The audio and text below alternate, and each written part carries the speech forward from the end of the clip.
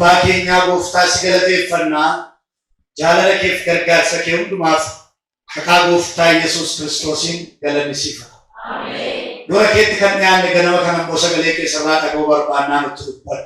Ameen. Sibiraa kan hin taane tokkollee hin dubbatamin. Ameen. Kanatti yaadde keessaa tokkollee hin hafin. Ameen. Fedha kee nuuf haa ta'u. Ameen. Maqaa Yesuusiin. Ameen.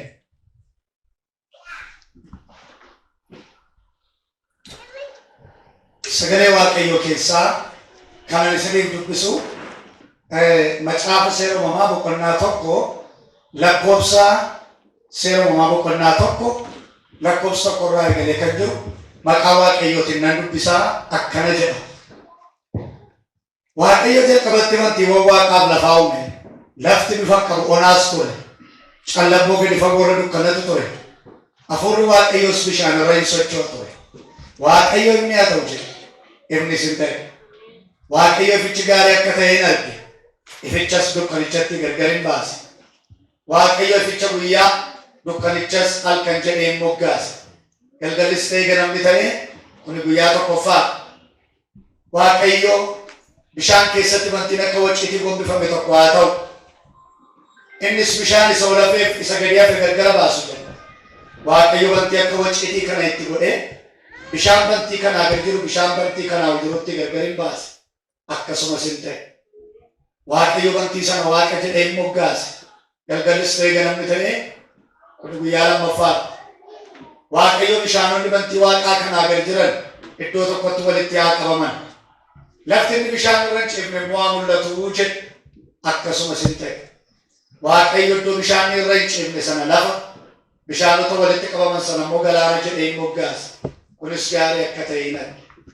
Amma immoo Waaqayyo lafti biqilaa haa baasu. Haabaan akka qomoo isaatti sanyii godhatu. Mukeetiin ija kennanti isaanii immoo sanyii of keessaa qaban. Adduma addaan akka qomoo isaaniitti lafarratti argaman jedhe. Innis akkasuma hin ta'e.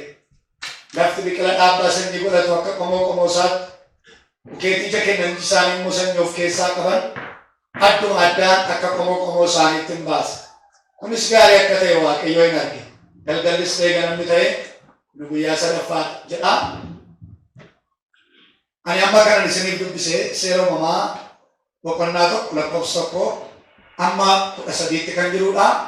Asirra dhaabbadhee mata dureen isiniif kennuu barbaadu. Mata duree gabaabaa Waaqayyo dhimma kee karooraan qabeera. Kan jedhu jalatti dubbachuun barbaada. Warri afaan jirtan Waaqayyo dhimma koo karooraan qabeera jedha. Waaqayyo dhimma koo karooraan qabeera. Tole kitaaba amma dubbisu kitaaba seera uumamaa kana gabaabsee background ishee yoon isinii kaase jechuudha. Akkuma isin beektan Museetu barreessa kitaaba seeraa shanansaayyuu dhaloota Kiristoos dura bara 1446 amma 14duwwaa gidduutti saba Israa'eliif isaaniin booddees jenereeshinii jiraniif ergaa kana barreessa. Akka waliigalaatti kitaaba qulqulluu guutummaa isaa gaafa dubbisnu seera uumamarraa amma mul'ata Yohaannisitti gaafa dubbisnu kitaabni qulqulluun waan gurguddaa sadii nu barsiisa. Inni jalqabaa waa'ee uumaati. Lammaffaan waa'ee uumamaa. Sadaffaan walitti dhufeenya isaan lamaan gidduu jiru. Kitaaba qulqulluu guutummaa isaa gaafa dubbistan waan gurguddaa sadii inni barsiisu samaraayis gochuu dandeenya. Inni tokkoffaan waa'ee uumaa, lammaffaan waa'ee uumamaa, sadaffaan walitti dhufeenya isaan lamaan gidduu jiru. Redemptive work of God isa jedhu hojii fayyisuu Waaqayyo Abbaan karaa ilma isaa Yesuus Kiristoos raawwate jechuudha.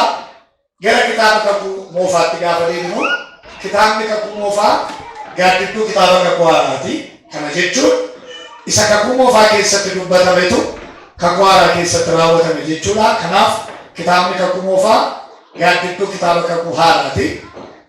Gara kitaaba seeraatti immoo gaafa dhufnu kitaabni seeraa shanansaayyuu seera uumamaarraa eegalee amma seera keessa deebiitti kan jiru. Seera uumamaa, seera lakkoofsaa, seera leewwotaa, seera ba'uu, seera keessa deebii warri jedhu jechuudha. Waan gurguddaa tokko nu barsiisa isa keessa lixee isinii kaasu. Seera uumamaatti gaafa dhufu kitaabni seera uumamaa akkuma asirraa argitan boqonnaa 50 qaba. Kitaabni seera uumamaa boqonnaa 50 lakkoofsa 1533 lakkoofsa 1533 average sodomatu kaajaa jechoota akka afaan Ingiliffaatti 20,899 ijaarame qubeewwan letters ishee jennu akka afaan Ingiliffaa RSV irratti 79,415 ijaarame seerri uumamaa kun bakka gurguddaa sadiitti qooduu dandeenya kan Luuteraan Teoloojii paartii jalqabaa tokkommoo kudha tokkotti kan jirtudha. Achi keessatti waan sadii argina. Inni tokkoffaan seenaa uumamaati. Lammaffaan cubbuuf qofaati. Sadaffaaf inni dhumaa nama fayyisuudhaaf tarsiimoo Waaqayyoo ifoomsi argina. Qoodama kitaaba seera uumamaa isa jalqabaa irratti waan sadii argina. Tokkoffaan seenaa uumamaa, lammaffaan cubbuuf qofaati, sadaffaan nama jiraachisuudhaaf istiraatejik pilaanii Waaqayyoo ifoomsitu argina. Egaa seera uumamaa boqonnaa tokkotti immoo gaafa dhufu duubaan acheessite seera uumamaa boqonnaa tokkotti gaafa deebi'u seerri uumamaa boqonnaan tokko lakkoofsa 31 qaba. Akkuma asirraa argitan lakkoofsa 31 jechoota 612 irraa ijaarame. Seerri uumamaa boqonnaa tokko kana keessatti namichi kitaaba kana barreesse Waaqayyo yeroo uumama uume akkamittiin akka inni uume lafa kaa'a. Akka waliigalaatti Waaqayyo sirna uumamaa kana utuu hin geggeessin fuuldura hojii garaagaraa hojjechaa ture. Egaa seera uumamaa boqonnaa tokko kana gaafa dubbisnu hojii Waaqayyo hojjete hojii gurguddaa 5 argina. Isaan isinii kaasa. Seera uumamaa boqonnaa tokko gaafa dubbistan hojii Waaqayyo hojjete hojii gurguddaa 5 argina. Amma sa'aatiin keenya geesse ishee wajjin ilaallaa. Inni jalqabaa hojii Waaqayyo hojjete inni tokkoffaan daawwannaa geggeesse. Maal jedhu? Inni lammaffaan inni tokkoffaan daawwannaa geggeessu observation isa jedhu. Inni lammaffaan pilaangii karoora qopheessuudha. Pilaangii ishee jedhu. Sadaffaan haala mijeessu. Arfaffaan sirna uumamaa geggeessuuf. Shanaffaaf inni dhumaa yeroo boqonnaatti resting time irra isinii deebi'aminaa gatii ta'eef hin qabattu rakkoon qabu.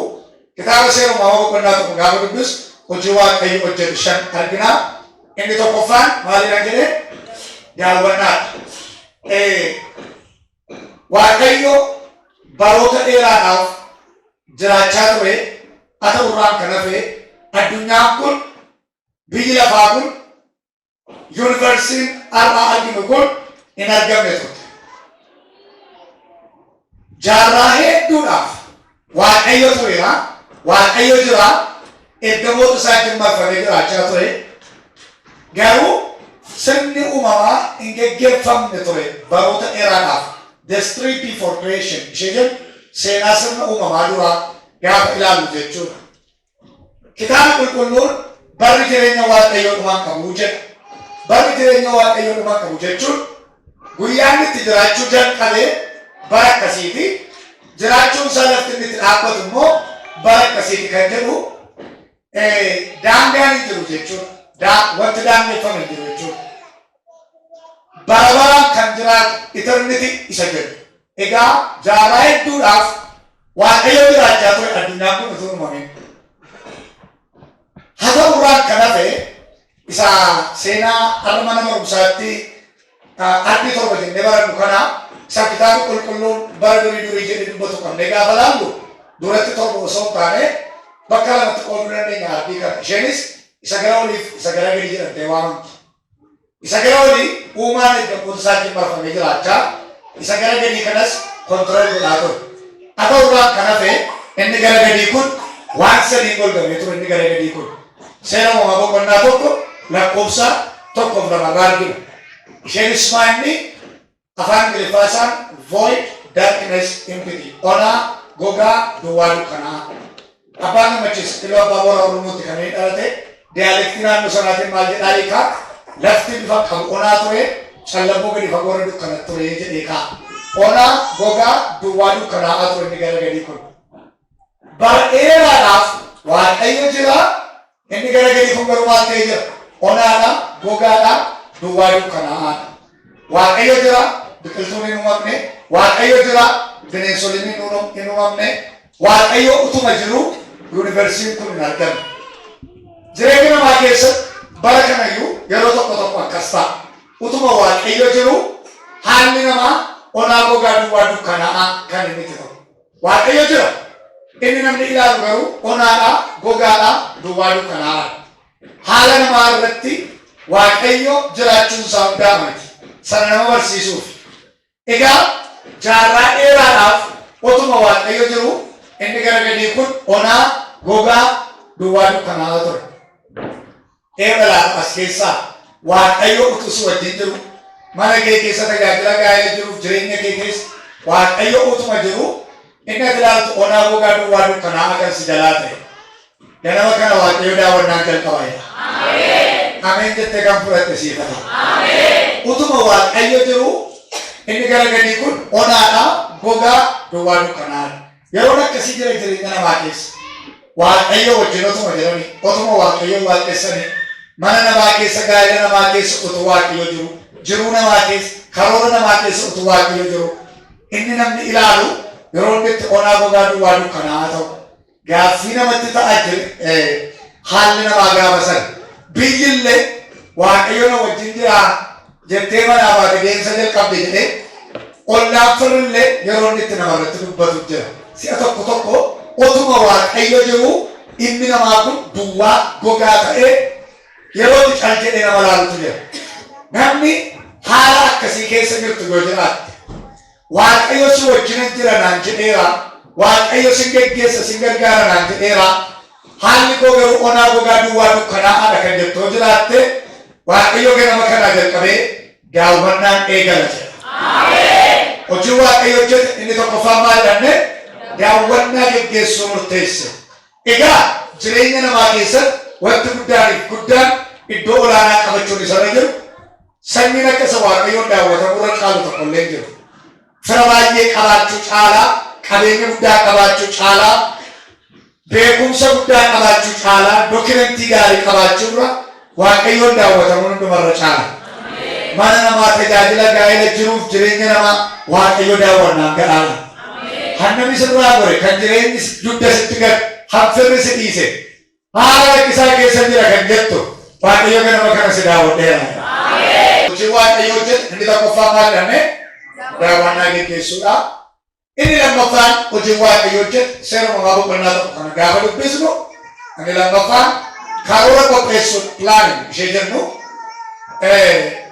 akkuma sila jedhayyuu kitaaba qulqulluun barri jireenya Waaqayyoo dhumaa qabu jedha. Barri jireenya Waaqayyoo dhumaa qabu taanaan Waaqayyo sirna uumamaa kana utuu hin geggeessin fuuldura eessa ture, maalis hojjechaa ture kan jedhu gaafa.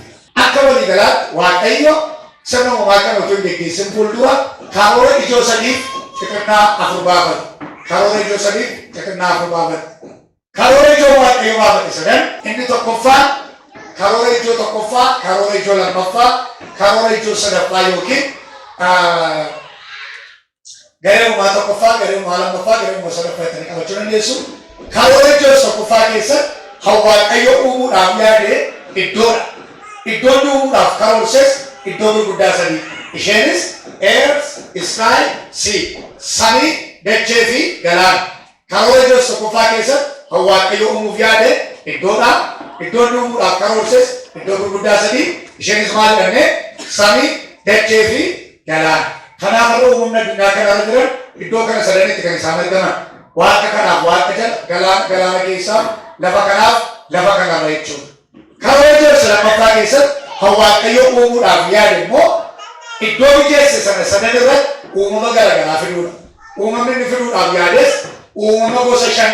Isaanis qullaa'otti kan ilaalaman, qullaa'otti kan hin ilaalan, lafarra kan hunduuqan, qilleensa keessa kan balali'aniif, galaanatti kan galan yookiin amfibiyaanotaa fi reptaayilota meeqaawwan saayintifikaali. Karoora ijoo sadaffaa keessatti Waaqayyo uumuudhaaf yaade immoo hooggantoota uumama sanaati yookiin manaajaroota nama anaaf isinii jechuudha. Karoora Waaqayyo baafate bakka lamatti qooduu dandeenya illee karoora ijoof karoora xixinnaa, main plans and sub plans warra jedhu karoora ijoo Waaqayyo baafachuudhaaf murteesse sadii. Isheenis karoora ijoo tokkoffaa keessatti Waaqayyo uumuudhaaf yaade iddoodha. Iddoon uumuudhaaf qindeesses iddoo gurguddaa sadii samii, dachee fi galaana. Karoora ijoo lammaffaa keessatti Waaqayyo uumuudhaaf yaade iddoo mijeesse sadan irratti uumama gosa garaagaraa fiduudha.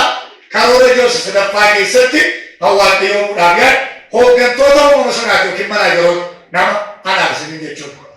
Waaqayyo karoora ijoo gaafa baafatu maalirraa fida kan jedhu xiinxaleera madda ishee source isa jennu akkamittan fida kan jedhu xiinxaleera maalirraa fida kan jedhu waaqayyo gaafa xiinxal karoora ijoodha gaafa baafatu jechuudha maalirraa fida kan jedhu jalatti madda ishee ijoo isa tokkoffaa waan hin irratti dubbadhe waan jiruun fida kan jedhu murteesse isa lammaffaa immoo isa tokkoffaa jiru sanatti dubbadhe isa lammaffaan fidaadha rifoormiin godhaadha isa sadaffaa ofitti dubbadheen fidaadha karoora ijoodha gaafa baafatu waaqayyo maalirraa fida kan jedhu madda ishee gaafa xiinxal ijoo isa tokkoffaa waan hin irratti dubbadheen fida kan jedhu murteesse akkuma sanas godhu afaan laatiniitiin jechi tokko jira ex-nihilo kan jedhamtu ex-nihilo jechuun creating something from nothing jechuudha waan hin jirrerraa waan jiru kalaqu qophaasa waan hin jirretti dubbate waan ergamu waan qaqqabatamu uumuu kan danda'u waaqayyoon duwwaadha maalirraa fida kan jiru madda ishee gaafa xiinxaluudha ijoo isa tokkoffaa waan hin jirretti dubbadhe waan jiru waan ergamu waan qaqqabatamu fida kan jedhu murteesse waan hin argamne waan hin qaqqabatamne kana kan hin jedhamnetti dubbate wanta haaraa uumuu kan danda'u waaqayyoon duwwaadha ilaa as keessa namni haala kee mana kee jiruuf jireenya kee ilaalte hanqoo duwwaadha kireeditii keessa hin jira zeewwan homti tokko iyyuu hin jiru kan jettu waaqayyo irratti lafa fe'uudha maaliif amalli isaa maali waaqayyo yeroo hundumaa waan duwwaa irratti waan haaraa hojjeta gadi ta'eef homti tokko hin jiru wanti ilaalamu wanti argamu kana kan jedhamu hin jiru kan jettoo jiraatte ganama kana waaqayyo isarratti dubbadhe waan haaraa uumaye kan biyyi qaqqabu kan argamu kan ameen haleluuyaa kanaaf maalirraa fida kan jedhu jalatti ijoo isa tokkoffaa waan hin jirretti dubbadhe waan jiruun fida kan jedhu murteesse isa lammaffaa immoo isa tokkoffaatti uumu sanatti dubbadhe isuma geeddara rifoormii godhaa isa sadaffaa ofitti dubbadheen fidaa akkuma sanas godhe ijoo isa tokkoffaa keessatti waaqayyo maal uumuu yaadenne iddoo uumuudhaaf karoorsee iddoo gurguddaa sadii samii dachee fi galaana kana sadan waaqayyo waan hin jirretti dubbatee fidu ijoo isa lammaffaa keessatto waaqayyo maal fidenne uumama gosa shan isaanin immoo isa tokkoffaatti uumu sanatti dubbatee fide jechuudha madda ishee isa sadaffaa keessatti kan waaqayyo fide maanni hooggantoota uumaati nama kanaaf isiniin sanoo maalirraa fide ofitti dubbatee fide akkuma sana godhe fakkeenyaaf seera uumamaa boqonnaa tokko lakkoofsa 11 gaafa dubbistan maal jedha jirraa uumama tokko 11 irraa biqiloota gaafa uume maali waaqayyo lafti biqila habaasu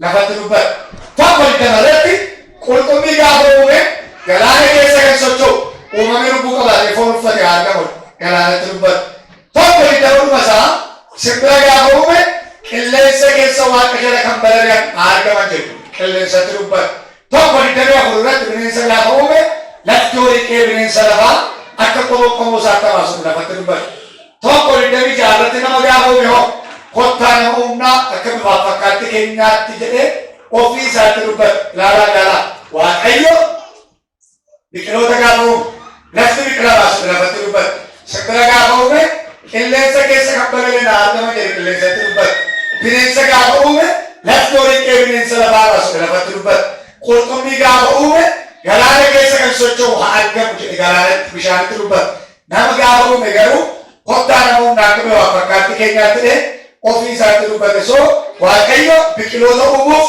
lafatti dubbate simbira uumuuf qilleensatti dubbate bineensa uumuuf dacheetti dubbate qurxummii uumuuf galaanatti dubbate nama uumuuf ofii isaatti dubbate waaqayyo lafti biqilaa baasuu dubbannaan lafti biqiloota baase qilleensa keessa kan balali'an argaman jennaan qilleensi simbira of keessaa yaase lafti horiiqee bineensa lafaa qoosannaan lafti bineensa of keessaa yaase galaana keessa kan socho'u argamannaan galaanni qurxummii of keessaa yaase nama garuu ofitti dubbatee fide kanaaf waaqayyo biqiloota uumuuf lafatti dubbate simbira uumuuf qilleensatti dubbate bineensa uumuuf dacheetti qurxummii uumuuf galaanatti nama uumuuf ofii isaatti dubbate kanaaf maddi biqilootaa biyyeedha maddi simbiraa qilleensaa maddi bineensaa dacheedha maddi qurxummii galaanaa maddi namaa waaqayyo uumamni kun hundumtuu hamma har'aatti madda isaachuu walii galee jiraachaa jira qurxummiin galaana keessaa yoo baate jiraachuu hin dandeessu maaliif madda isheeti gadi ta'eef qurxummiin bishaan malee jiraattu madda isheeti sababa ta'eef simbirri qilleensa keessa balaliite malee bashannantee nagaatti jiraatu madda isheetti gadi ta'e. Biqiloonni biyyee malee jiraatan madda isheetti gadi ta'eef. Namni Waaqa malee jiraatu madda isaatti sababa ta'eef. Uumamni kun hundumtuu hamma dhaatti madda isaatti walii galee jiraachaa jiru. Tokkotu waa rakkisaa ta'e innis nama. Yoo qurxummii galaana keessaa boof kaate harkisi galaanaa qabee ofitti deebis. Ana malee jiraachuu dandeessu sirni argamsuu kee alaachuu wal qabatee jira. Qabee ofitti deebisa galaan yoo isheen galaana keessaa kaate. Biyyeen hidda biqilootaa jabeessii ofirra dhaaba. Nama malee jiraachuu dandeessu. Soorri kee ana biraati. Jabeessee hidda ishee ofirra dhaaba. Natti akka baanaan hin goddaa hin kuftane biyyeen hidda biqilootaa qabee ofirra dhaaba. Simbirroonni warri qilleensa keessa balali'an illee joobirri baay'ee itti ol fagaatee balali'u illee qilleensuma keessa naanna'u malee bakki waaqatti galanii beekan. Bineensi isheen boolla qotattee jiraattu illee karaa qilleensi galoon bifatti malee achi keessatti cufamtee haftee hin beektu. Kitaaba qulqulluu keessa gaafa dubbistan uumamni yeroo garaagaraa tajaajilaa turaniiru. Harreen bara Abrahaam ergaa dubbatteetti, bara Samsoon waangoon tajaajilteetti, bara Phexros lukkuun tajaajilteetti. Hamma irraatti kitaaba qulqulluu keessaa harree isheen ergaa dabarsite illee kutamtee bantuu waaqaatti galte kan jedhu hin argamu. Sababni isaa yoo isheen asii ol kaate guulli harkisa dachee eebsi giraatti isheen jennu 9.8 saamti. Yoo isheen kaate dur qabee ofitti deebisi. Dhaliiftee sadarkaa madda kee jedhee yoo isheen kaate dur qabee ofitti deebisi. Wangeela keessaa hamma har'aatti namoonni sadii garuu kutamanii bantuu waaqaatti galaniiru. Iliyaas, Enook, Gooftaa Yesuus. Guulli harkisa dachee hin dandeenye. Sababni isaa madda isaa beekwacha jira. Gaafa tokko atiyyuun iyyuu butamnee gara madda keenyaa deemna. Namoonni kana dhageessan ameen jenaa dhala. Egaa maalirraa fida kan jedhu jalatti Waaqayyo madda ishee jechuudha. Itoos tokkoffaa waan hin jirretti dubbannee fidhadhe. Isa lammaffaa isa tokkoffaatti hubatan dubbadha. Isa sadaffaa ofitti dubbannee fidhaa'e. Ganama kanallee Waaqayyo karaa sagalee isaa dubbateera.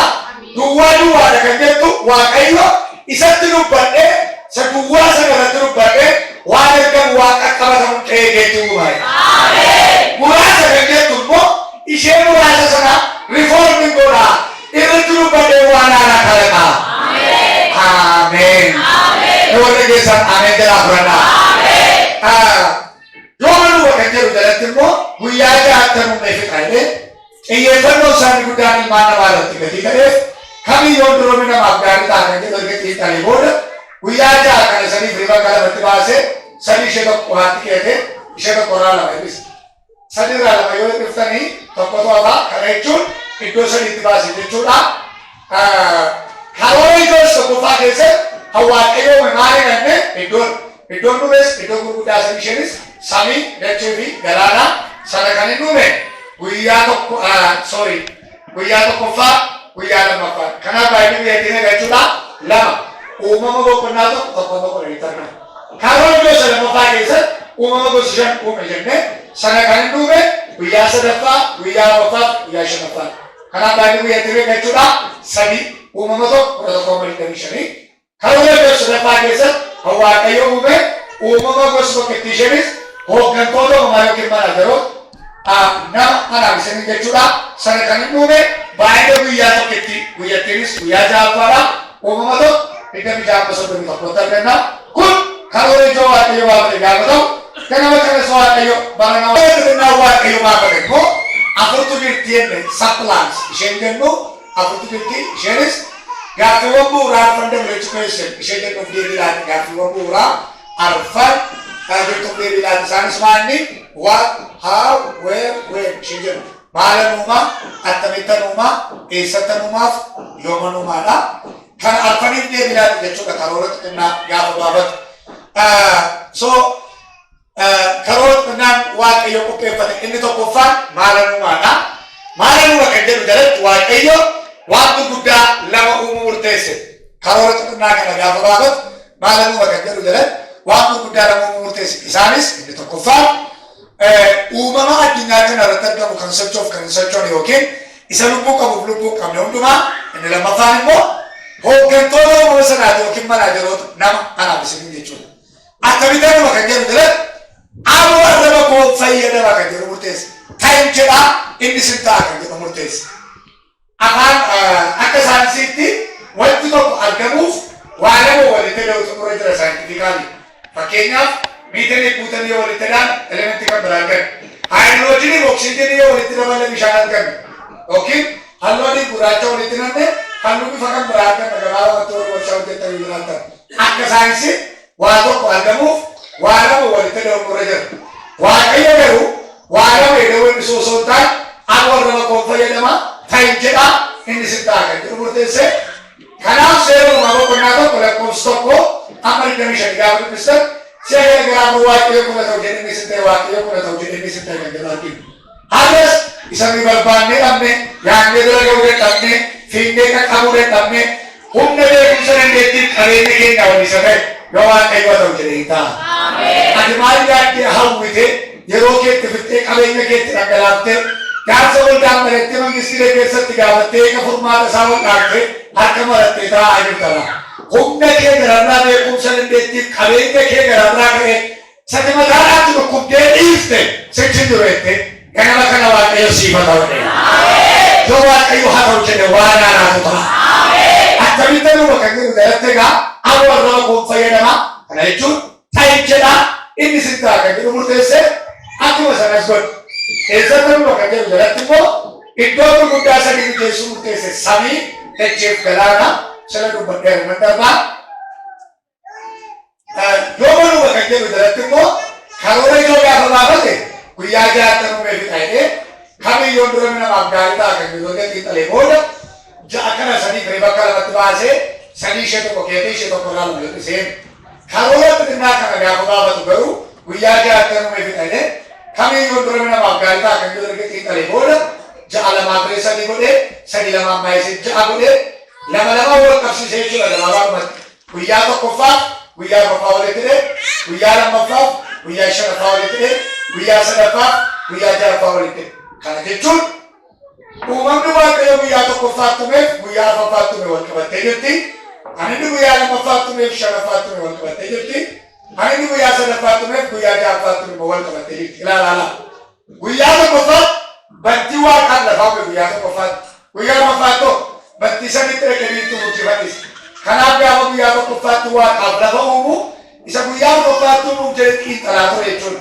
Fageenya meeqa distaansii meeqa irra yoon kaa'e sabni kanaa gaafa guyyaa tokkoffaatti reqebiitu murjiitti fannisu gadi siqattee ishee biyya lafaa guddoo tuunfite yookiin ol fagaattee biyya lafaa cabbiif dukkanaan otoo dhuunfame tempireechara gaariidhaan addunyaa nagaatti tajaajilti kan jedhu guyyaa tokkoffaatti xiinxalee guyyaa lammaffaatti bishaan biyya tokkotti deebisee lafa qoraan qofaatti baasee guyyaa shanaffaatti immoo bishaan qofa keessa jiraachuu warra danda'an giilii warra afura baafatan qurxummiilee akkuma kana immoo lafa qoraan qofa jiraachuu warra danda'an sombaa warra arganan bineensota fidee guyyaa sadaffaatti biqiloota uume guyyaa ja'affaatti immoo nama uume jireenyi namaaf biqilootaa wal qabattee jirti. Namni jiraachuuf buddeenyaatu isa barbaachisaa qilleensa godhatu oksijiinii isa barbaachisaa faabrikaan buddeeniif faabrikaan oksijiinii biqilootaa sadiitti isa dhagana ba'ee jaarta nama fiduu murteesse gabaabumatti egaa karoora xixinnaa kana gaafa baafatu yoo manuma kan jedhu jalatti guyyaa jaarta numee fidhalee kamiyyoon dura namaaf gaarii ta'a kan jedhu xixinnaa booda jaalamaa ba'ee sadii godhee sadii lamaan baay'isee ja'a godhee tokko afur lama shan sadii ja'a walitti dhee booqaa biyyaanii cimdii wajjin qottolee erga ishee cufa murteesse kun karoora xixinnaa waaqayyo baafate gaafa ta'u ganama kanas waaqayyo waaqayyo karoora xixinnaas qopheesseera. Ameen jettee talaamana si beekitii waaqayyo alchi. Haleluuyaa. Ameen jettee. Hojii waaqayyo hojjete egaa inni tokkoffaa maal jedhamne daawwannaa qopheessuudhaaf inni lammaffaan pilaan karoora baasuu ila waaqayyo ana nan arguu waan tokkoyyuu beeku waaqayyo ana namis nan beeku waaqayyo nan argu kan jettu ganama kana waaqayyo si daawwadheera. Waaqayyo si daawwadheera dhimma kee laaleera sinee kanaan jedhe hojii hojjechuu dide malee hojiitti naa geddaruu dide kan jettu immoo karoora qopheessaa jira. Kattiibaa nama hojjechaa jira. Warri kana dhageessan ameen jedha. Hojii waaqayyo hojjete sadaffaan maal jedhamne sadaffaan haala mijeessuudha. Hojii waaqayyo hojjete seera uumamaa boqonnaa tokko kana gaafa dubbisu sadaffaan haala mijeessuudha. Sirna haala mijeessuu kana keessatti waaqayyo maal hojjete? Sirna haala mijeessuu keessatti maal hojjete waaqayyo? Ifa ajaje. Seera uumamaa boqonnaa tokko lakkoofsa 2 dubbisaa. waaqayyo ifni haa ta'u jedhe. Ifni sin ta'e. Waaqoo si addusfaadha. Maal jedhe waaqayyo? Ifni haa ta'u jedhe. Gaafa waaqayyo ifni haa ta'u jedhee dubbatu ifni addunyaa kana irratti ta'e. Waaqayyo ifni haa ta'u jedhee dubbannaan immediately akkuma afaan waaqayyo keessaa ba'e ifni addunyaa kana irratti ta'e. Amma gaaffii guddaan waa'ee ifaa sana duwwaa miti. Ifatti eessaa dhufte? Maddi ifa sanaa eessaa dhufe? Gaafa waaqayyo ifni haa ta'u jedhee dubbatu ifni addunyaa kana irratti ifti sun eessaa dhufe kan jedhu gaaffii. Biiftuu wajjin guyyaa meeqaffaatti kan isaan argaman? Guyyaa arfaffaa lakkoofsa 14 guyyaa arfaffaa. Amma garuu hojii isaa gara fuulduraaf waaqayyo ifni haa ta'u jedhee gaafa dubbatu waaqayyummaa waaqayyo biraa ifni sun addunyaa kana irratti ife. Ilaalaa waa'ee ifa sanaa Yohaannis interpreet godheera. Macaafa Wangeelaa Yohaannis boqonnaa tokko lakkoofsa 1 maal jedha? Yohaannis 1:6 jalqaba wanta hundumaa from the very beginning maaltu ture jedhe? Sagaleetu ture. Sagalichi waaqayyo bira ture. Inni ofii isaatiin waaqayyo ture. Inni jalqaba uumamaa ture. Ofii isaatiiyyuu uumaa ture. Inni ofii isaatiiyyuu waaqayyo ture. Lakkoofsa walitti gaafa dubbistan sagalichi ifa namootaa ture, addunyaa irratti ibsa ture. Ifa sana biroo tokkoyyuu ga'uu hin danda'u ture. Sadukkana keessatti ibsu sana. Inni gara biyya lafaa dhufe warri biyya lafaa isa simachuu didanii. Lakkoofsa 14 maal sagalichi maal ta'e jedhe? Foon uffatee nu gidduu buufate. Waa'ee nu gaafa dubbatu waa'ee Yesuus Kiristoos gaafa dubbatu. Inni jalqaba waan hundumaa ture, uumaa ture, waaqayyoon bira ture, waaqayyo ture, foon uffatee dhufe, inni ifa ture sun jedhe. Eenyuuni? Waa'ee Yesuus gaafa dubbatu. Kanaaf jalqaba uumama hundumaa biiftuu wajjin illee utuu hin argamin gaafa waaqayyo ifee ta'u jedhee dubbatu addunyaa kana irratti kan ibsa eenyudha jechuudha. Sagalee isa afaan waaqayyoo keessaa beesan Logos isa jedhu sagalee isa lubbuu qabu isa uumuu danda'u isa uumaa ture isa waaqayyo ture ilmaan namaa fayyisuudhaaf qaama bifa sadaffaa itti waaqayyo abbaan ofii isaa mul'isee eenyudhani Yesuusin jechuudha. So biiftuu wajjin addunyaa kana irratti hin argamin utuu hin argamin addunyaa kana irratti jalqaba uumamaa kan isaa ture eenyudha jechuudha. Yesuus jechuudha. Ana bakka jiraate kana bakka waaqayyo sicha mootu dhaabatee si ibsa.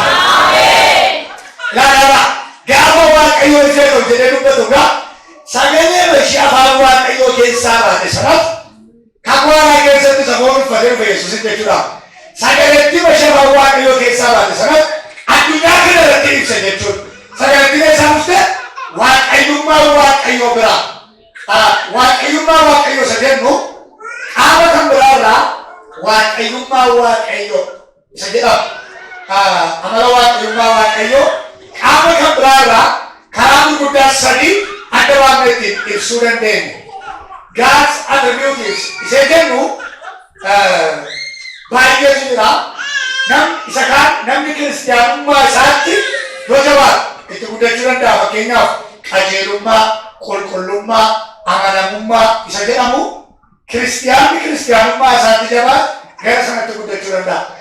Namni amma cinee amantii isaatti kan inni guddatee bira ga'uu hin dandeenye garuu sadiitu jirti. Isheen isaanii hundaa beekuu waaqayyo amni isaanii. Sadaffaan al tokkicha iddoo hundumatti argamu waaqayyo amni ta'e. Namni qaamonni kan biroo addunyaa kana kan isaan ittiin daanga'an hangam amma guddatee amma baratee bira ga'uu hin dandeenye hundaa danda'u waaqayyo, hundaa beekuu waaqayyo, al tokkicha iddoo hundumatti argamu waaqayyo. Amala waaqayyummaa waaqayyo qaama kan biraarraa karaa itti adda baafnee dubbannudha. Waaqayyo isa hundumaa danda'udha. Waaqayyo isa hundumaa beekudha. Waaqayyo isa tokkicha iddoo hundumatti argamudha. Ani jettee tasaanaan siif haa ta'u. Hojii waaqayyo hojjetamni sadaffaan maanni haala mijeessuu. Sirna haala mijeessuu keessatti waaqayyo maal hojjetenne seera uumamaa boqonnaa tokko kana gaafa dubbisnu hojii waaqayyo hojjetu shanan kiraayinu tokkoffaan maanni daawwannaa lammaffaan karoora qopheessu sadaffaan haala mijeessuu. Waaqayyo na argaan jiru nan beeku kan jettu ganama kana si daawwadhee sadarkaa jalqabaati. waaqayyo si argeera naan jedhe hojiitti naa hiikuu hidhe malee kan jettu karoora qopheesseera. Seebi lammaffaa lattamu. Waaqayyo karoora si qaba naan jedheera hojiitti kamuu hidhe malee kan jettu haala biqeensaa jedhu kana sirraa dhaayee. Namoonni keessan ameen jira. Waaqayyo haala biqeensaa jedhee manaa baasee waan isaa wal'aale malee kan jettu amma kana booddee tartiibaan sirna mamaraa hojii waaqayyo jedhamee bakka maalidha? Sirna mamaraa hojii sirna mamaa geggeessuu. Waaqayyo yeroo sirna mamaa geggeessu guyyaa tokkoffaatti maalu lakkoofsa jaanaa dubbisa akka jedhe. Waaqayyo bishaan keessatti bantii akka waciitii gombifame tokko haa ta'u innis bishaan isa ol afee isa gad afee gargar abaasu jedhe. Waaqayyo bantii akka waciitii kana itti godhee bishaan bantii kanaa gadi jiru bishaan bantii kanaa ol jiruttis gargar hin baasi akkasuma hin ta'e. Waaqayyo bantii sanaa waaqa jedhee hin moggaase. Waaqayyo samii dachee gargar baasuuf asirratti kaa'ee hojiin hojjete sagaatii nama tokko callaboo bishaanii lammaffaa bantii akka waciitii sadaffaan siistema jaalattiin adda baatu akkaataa isheen itti adda baatu. So maal jedhu waaqayyo callaboo bishaanii keessa bantiin akka waciitii gombifame tokko ta'u inni immoo bishaan isa olafee bisa gadi akka adda baasu. Samii kanaaf dachee kana uumuudhaaf waaqayyo bantii akka waciitii kana samii kanarraa fakkeenya fudhachuu dandeessu golboo wayii waaqayyo guyyaa tokkoffaa hojii guddaa kana hojjete. Hanni marii bantii waciitii sagara walii kanaa hamma nu erguu dadhabu walitti wal ishee dhiiree isee fageesse nurraa samiin dachee kanarraa maayilsi biliyoona 94 ol fagaattee argamti. Saayintistoonni safaranii bira ga'uu dadhabanii dhiisan. Maal fageenya amma kanarra ishee kaayee waaqayyo samiyaan kaawwara qalaa dhiisan. Kaawwara waaqayyo maal ture tokko guyyaa shanaffaatti simbirroota uumuudhaaf jedha karaa isaan keessa balali'anii 500 atoolee kana gidduu bal'isee kaa'e. Akkuma kana immoo guyyaa sadaffaatti biqiloota uumuu shanaffaatti bineensota uumuu fi jaartii nama uumuu fi jarri kun hundumtuu hafuura baafatu kun gidduun iddoo uumuu gara qilleensaa ta'ulee kana gidduu bal'isee kaa'e. Akkuma kana immoo guyyaa afuraffaatti biiftuu furjii dhaqeetti fannisuuf jedha. Yoonni kana caalaa gadi butee dhiise gaafa inni biiftuu furjii dhaqeetti fannisuuf hoo ishee biyya lafaa gubee balleessa. Kana caalaa fageessinaan immoo gaafa biyya irratti fannisu biyyi lafaa cabbii dukkanaa'uu dhufamti tempireechara gaalaadhaan nyaata yaaduu dandeessu. Kanaaf waaqayyo distaansii amma kanarraa asii ol fageesse kaa'e. Akkuma kana immoo bara 1923 ijoolleen keessa raayaat lamman orbil raayaat xiyyaara kana fuudhaan deemu waaqayyo guyyaa tokkoffaatti gaafa samii dachee kana kalaqu dhaloota Kiristoos booda bara 1923 yeroo ijoolleen keessi kooti lamman orbil raayaat xiyyaara kalaqan teekinooloojiidhaan qilleensarraa afaan jataan akka isaan qoranneef kun gidduun bal'atee ta'uudhee bakka hojii kana ta'uudhee utuu waaqayyo akkaataa kanatti samii dachee kana gargar baasu argina. Ganama kana iyyuu karaa sagalee isaa waaqayyo dubbateera. Bara dheeraa kan sirratti gajjate kan sirraa kaasu bantiin akka waciitii taa'amadha. Lallabi ameen jedhi furamisii ta'eera. Guyyaa lammaffaatti immoo waaqayyo maal guyyaa lammaffaatti maaluma waaqayyo guyyaa lammaffaatti bishaan gad tokkotti deebisee lafa qoraa qofaatti baase lakkoofsa gad dubbisi. Waaqayyo bishaan bantii waaqaa keessatti bishaan bantii waaqaa kanaa gadi jiran iddoo tokkotti walitti qabaman lafti inni bishaan irra hin ciifne haa mul'attu jedhee akkasuma dhufe. Maal jedhe waaqayyo guyyaa lammaffaatti bishaanonni bantii waaqaa kanaa gadi jiran asirraa ka'anii kan iddoo tokkotti walitti qabaman yaa ta'an lafti bishaan irra hin ciifne qofaatti akka mul'atu. Gaafa waaqayyo dubbii kana dubbatu bishaanni sagalee waaqayyo dhageessee fi ishee toora qabattee sokeessa. Akka iddoo tokkotti walitti qabamte raawwatti kan waaqayyo bishaanota walitti qabaman sana maal jedhee maqaa moggaase? Galaana jedhee maqaa moggaase bakka qullaatame sana hoo lafa jedhee maqaa moggaase jedhe. Maaliif kana hojjete waaqayyo? Karoora qabaa inni seera karoora waaqayyo maal ture? Tokko guyyaa sadaffaatti biqiloota uumuudhaaf jedhe. Maangoon paappayyaan xaafiin boqqolloon qamadiin bunnis bin dhugee bashannanu kun guyyaa sadaffaatti lafa keessaa ba'uudhaaf jedhe. Lafa sanyii midhaanii qabu kana immoo galaanatu irra buufatee jedhe. Kanaaf waaqayyo sanyiin biqilootaa argamudhee galaanatti dubbate sarara kana iddoo tokko taa'e. Akkuma kana immoo guyyaa shanaffaatti bineensota uumuudhaaf jedhe. Bineensonni uumuuf jedhu kun anfibiyaalotaa fi biqiloota. Kaan diriira fura baatu galaana qofa keessa warra jiraachuu danda'an qurxummiilee. Kaan lafa qoraa qofarra jiraachuu warra danda'an sombaa warra argaman bineensota. Isaaniif iddoon jireenyaa mijatudha. Asirraa ka'ee iddoo tokko taa'e lafti qobaan immoo lafti duubaan qobaatti hafee mul'atu. Akkuma kana immoo waaqayyo albuudota gadi jabeeyyii import export kan ta'u biyyi gadi guddaan kan barbaadu warqeen maarbiliin himna baranii dhagaan gadi jabees lafa keessa awwaalamanii jiru. Lafa albuuda baatu kana immoo galaana turra buufatee jiru. Kanaaf waaqayyo albuudonni argaman jedhee galaanatti dubbate sirraa ka'e albuuda dhoksitee taa'e sentensi salphaa tokko jechuudha. Akkuma kana immoo guyyaa ja'affaatti nama uumuudhaaf jedha Waaqayyo. Nama kana immoo biyyee kutee foon gochuuf hin jedhatti marage biyyee foon namaa ta'u kana immoo galaana dhosseera. Kanaaf Waaqayyo galaanatti dubbata. Galaana nana jedha Waaqayyo. Ati sanyii biqiloota garaagaraa biyyi irraa ciratee nyaatee beela'u gaaddisa irratti aara galfatu oksijiin irraa argatu dhoksine. Albuuda biyyi gadi guddaan barbaadu dhoksine. Mana bineensotaa mana biqilootaa dhoksine. Biyyee foon namaa ta'uu dhoksine. Asirraa kan iddoo tokko taa'ee. Gaafa Waaqayyo dubbii kana dubbatu galaanni warqee dhokse, galaanni maarbilii dhokse, galaanni sibiila dhokse, galaanni albuuda dhokse, galaanni paapayyaa xaafii boqqolloo qamadii dhokse, galaanni biyyee foon namaa ta'uu dhokse. Ofiima isaanii toora qabate tokko iddoo tokko taa'utti ka'e. Ganama kana yoo Waaqayyo karaa sagalee isaa dubbateera. Galaana ta'e bara dheeraadhaaf isa sirra ciise. Mul'ata keerra, mana keerra, abjuu keerra, gaa'ila kee, fayyaa kee, bizinesii kee, dookimentii kee, tajaajila kee, jiruuf jireenya keerra galaana ta'ee isa buufate. Waan na dhossee wal dhaale kan jettu mul'ata guddaan qaba nan dhokadhe, kennaa guddaan qaba nan dhokadhe, faarfannaa lallaba barsiisa qaba nan dhokadhe, abjuu barootaa qaba nan dhokadhe, poteenshaalii ga'aa qaba nan dhokadhe, baradhee dookimentii qaba nan dhokadhe, dubbadhee qajeelchuu nan danda'a nan dhokadhe, ijaaree fiixaan baasuu danda'an nan dhokadhe. Nan dhokadhe kan jettu isa si dhokse, isa mul'ata kee dhokse, isa abjuu kee dhokse, isa tajaajila kee dhokse, isa poteenshaalii kee dhokse. Waaqayyo ganama kanaa jalqabe sirraa argame. Ni namatti yoo ta'e ganama kanaa jalqabe Waaqayyo galaana kana sirraa kaasuu isaa dhaqqabe. Waan haaraa si keessaa qabu jalqabe. Waan albuuda haaraa aleen jettaa. Nan dhokadhe kan jettu mul'ata baattee kan dhokadhe, abjuu baattee kan dhokadhe, kennaa baattee kan dhokadhe. Haala dhossee wallaale kan jettu. Waaqayyo si jiru beekaa jira afaan sagalee kana. Nan dhokadhe kan jettu haala dhossee wallaale kan jettu. Maaltu gadaara keessa dhabuufa kan jedhara. Humna gaara buudha, fira gaara buudha, hiriyaa gaara buudha, baajata gaara buudha, nama seeqana maaltu gadaara keessa dhabuufa jedha. Ganama kana Waaqayyo sirraa qabare. Ganama keerra sachiise, abjuu keerra, amilee keerra, tajaajila kee, poteenshaalii keerra isa buufate, mana keerra, maatii keerra, dhala keerra, ola deemaa keerra, dookimentii kee, bizinesii keerra isa buufate. Waaqayyo ganama kana jalqabe sirraa qabare. Kanatti yoo ta'e ganama kanaa jalqabe Waaqayyo galaana kana sirraa kaasuu isaa irraa kan ka'e. Waan haaraa si keessaa garuu jalqaba. Ameen jettaa. Ameen. Yoo dhageessan ameen jedhaa fudhadhaa. Waaqayyo guyyaa sadaffaatti immoo maaluma? Maaluma Waaqayyo guyyaa sadaffaatti biqiloota. Attamitti Waaqayyo maal jedhe Waaqayyo? Hima salphaa. Lakkoofsa 11 lakkoofsa 11 maal jedhe Waaqayyo? Immoo Waaqayyo lafti biqilaa haa baasu. Maal jedhe Waaqayyo? Lafti biqilaa baasu. Gaafa Waaqayyo lafti biqilaa baasu ni dubbatu immediately akkuma afaan Waaqayyo keessaa ba'e maangoo paappayyaan xaafii boqqolloon qamadii kunis bin dhugee bashanan kun dhaloota bifa fufuuteetti lafa keessaa gaafa Waaqayyo akkas ilaalee kunis gaariidha.